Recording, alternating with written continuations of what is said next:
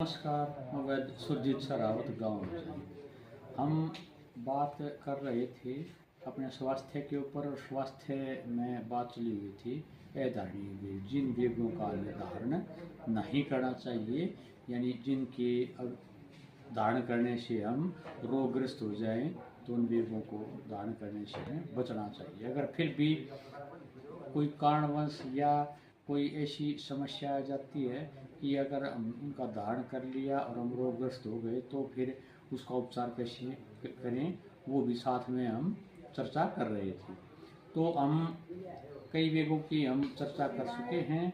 आज हम चर्चा करेंगे नींद रोकने पर।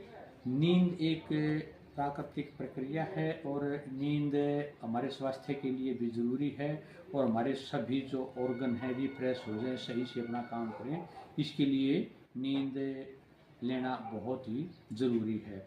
नींद हमें कम से कम, वैसे तो कहा जाता है कि भूख और नींद को जितना बढ़ा सकते हो उतना बढ़ा सकते हैं, या आप और घटाना चाहो तो आप घटा सकते हो। जितना आप बढ़ाओगे उतनी बढ़ जाएगी, घटाना चाहोगे उतनी घट जाएगी। लेकिन 8 घंटे एक स्वस्थ व्यक्ति को नींद अवश्य लेनी चाहिए।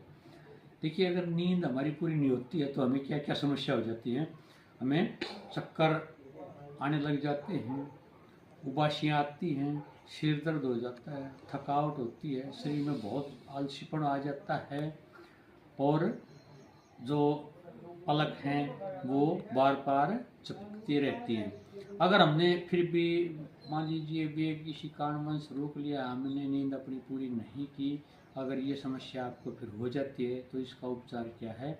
इसके लिए शरीर पर तेल की अच्छी तरह मालिश करके, स्नान करके आप एकांत स्थान में सो जाएं। जो ये समस्या है ये आपकी बिल्कुल ठीक हो जाएगी।